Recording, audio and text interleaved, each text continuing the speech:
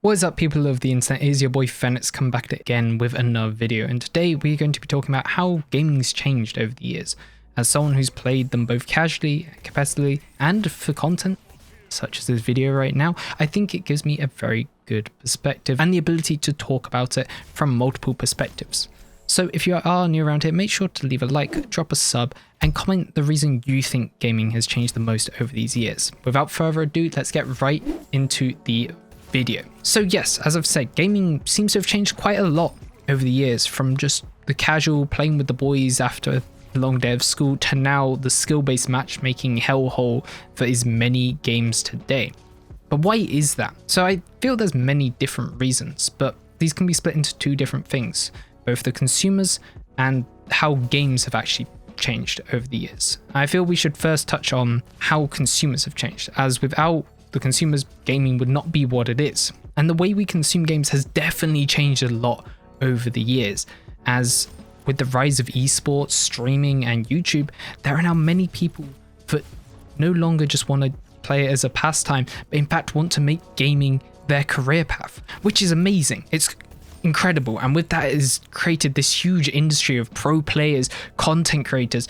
But at the same time, that changes the way people consume games and the way people play it, as now people have something to prove. People have something to grind towards that they didn't prior. Instead of just being better than your friends, people want to be the top in the world. People want to make these amazing banger content. People absolutely dumpstering on nerds online. And with that comes this way more hyper competitive situation that we didn't have a few years ago, when people would just come back from work, come back from school and be like, hey, let's hop on with the boys and quick scope on MW or run it up on matchmaking on CS, so to speak. Now we have tournaments, we have trials, we have Twitch rivals. It just this wide range of reasons and things people want to prove. And along with that, we now have live service games. No longer do we have a full package at release, but instead a game that trickles in content to now keep players hooked for a long time, as time is a currency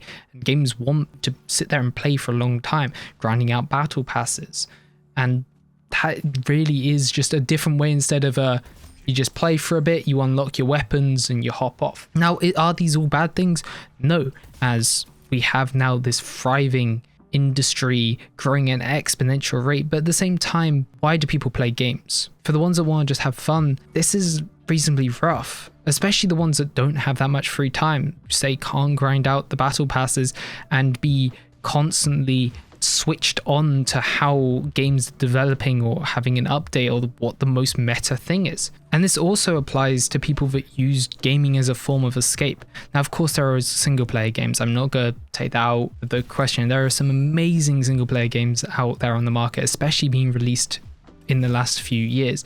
But for those that are now playing games, say competitively or for content, what was once an escape is now no longer there. It's just well, it is a job in a sense, but it doesn't have the same like 9-to-5 feeling. It's something that used to be just this passion and way of just enjoying or getting away from whatever you want to do, is now the way that you make your livelihood, make your life. And that's kind of just a weird sensation, I guess, depending on who you are. But the way people have consumed games over the years definitely has changed, especially with the rise of social media. It's just ridiculous.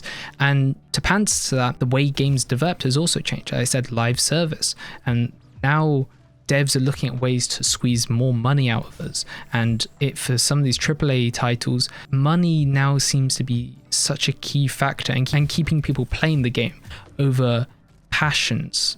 Being developers that just want to create games for consumers to enjoy. And there is this giant political thing of gaming now as publishers battle developers, and it's we need to check box all these kind of things. It's kind of sad almost. And for people that are only just starting to get into gaming, and say their first games was say stuff like Fortnite or the more recent CODs, looking at how they think a game is compared to say people that maybe grew up when CS first released, or COD back in the glory days of MW2, or even old WoW, it's very interesting to see what people consider gaming. And a perfect example, I think, is the rise of BRs, as BRs are the most casual game in concept that I could ever think of.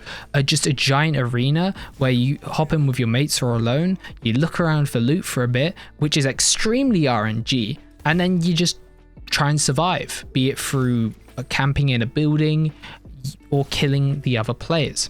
Now, consumers have taken this formula and in fact made a very successful esport out of it, but made it so competitive, and trying to figure out how you turn a casual game like that into competitive is just blows my mind. Maybe it's just me turning into a boomer really and getting old and out of touch with gaming, but it really just seems to have changed over the years. And it's fun.